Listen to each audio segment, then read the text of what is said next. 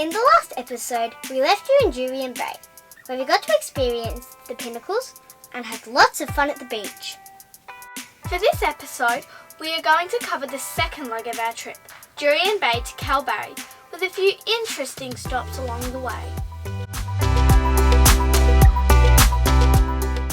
As you can now guess, our road trip comprises of long straight roads, some iPad playing, and yep, homework.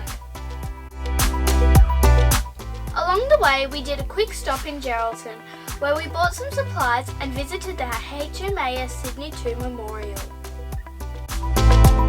The HMAS Sydney 2 sank right on the coast and 645 people died. And right here there are 645 birds. Each bird represents one person that died.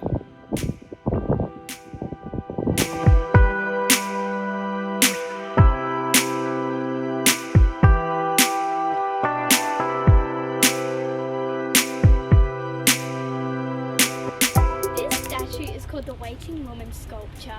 She looks almost real as she leans in towards the breeze. She is staring out of the horizon, waiting for her loved ones to return. This statue symbolises all Australians who were left waiting for their loved ones to return, who sacrificed their lives for our freedom.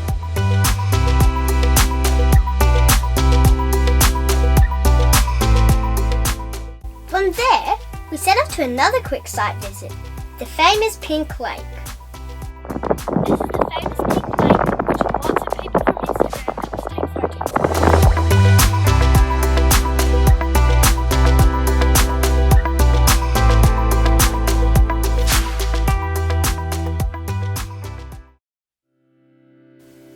We finally arrived at Kalbarri to find Grandma and Pa waiting to share an amazing sunset with us, one of many to come.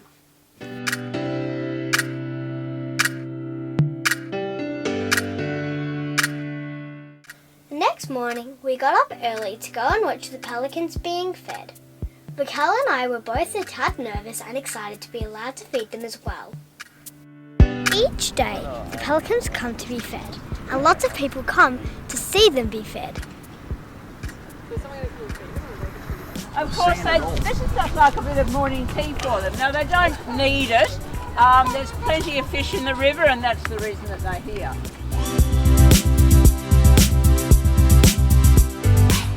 I have to admit, I found their eagerness to snatch the fish a tad scary.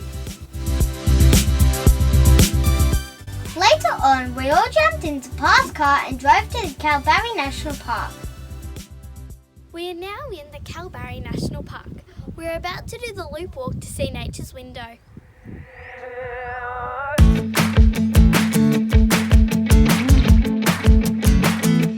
are now on our way.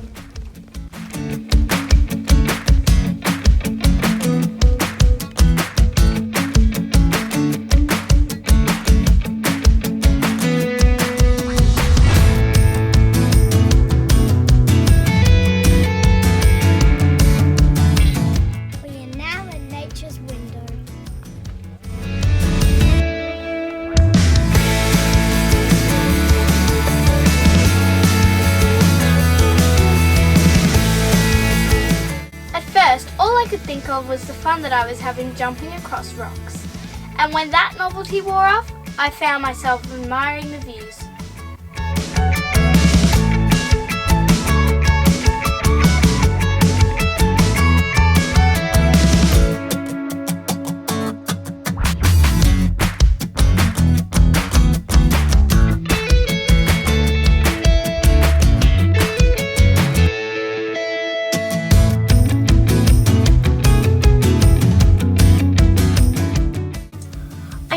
Walk called the Loop was meant to be about 8 kilometres. However, after an hour walk, I started understanding the actual meaning of that distance.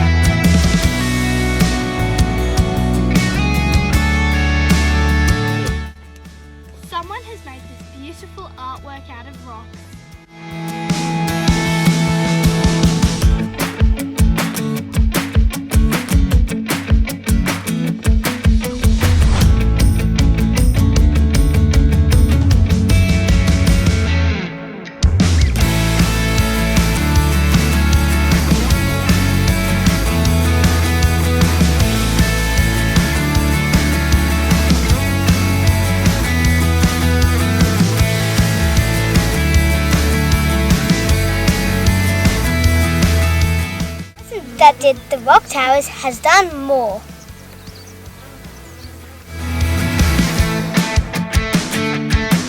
Now at the river, and this time it is secret. Once we got to the river, it felt like we found an oasis. It was very stunning and more native animals were visible.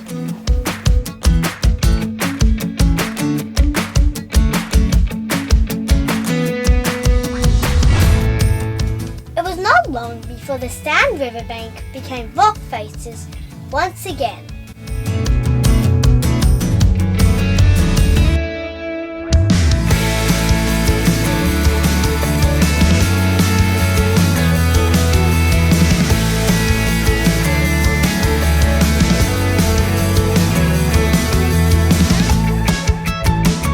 We found the perfect place for lunch.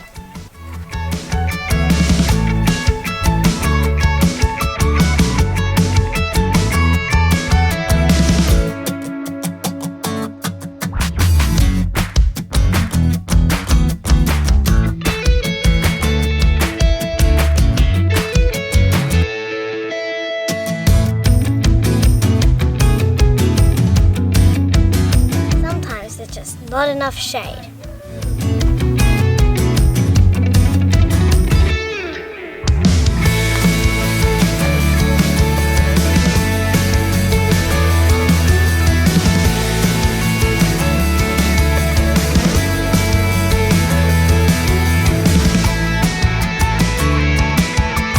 The sun gets so hot that even the animals seek shelter. There are pools right up here.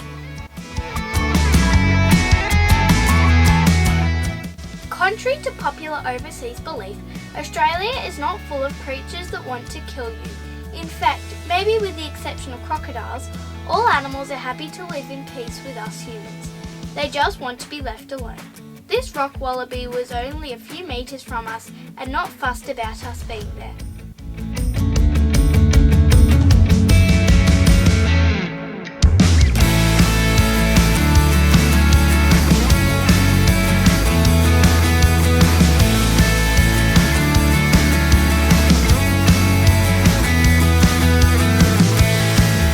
And Australia must have water.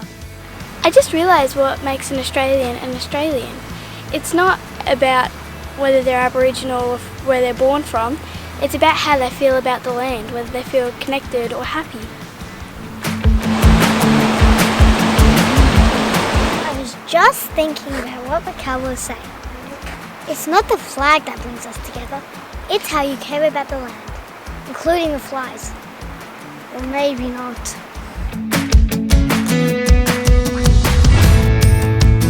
So close, yet so far. This is the fossil of an ancient sea scorpion. It was here 420 million years ago. Can you believe it?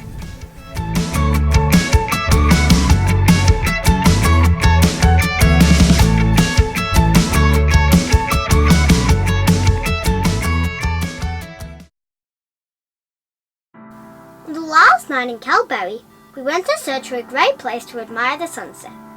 The first place, called Red Bluff, had beautiful views, but not so many opportunities to take photos that might be a tad different than our usual.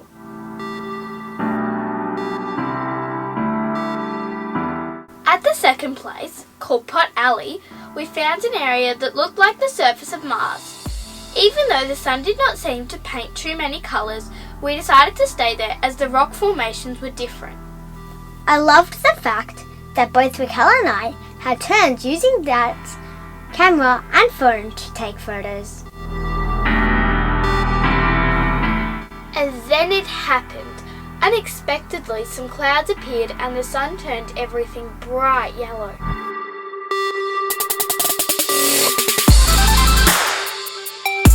We are sorry that we do not have any videos of this experience.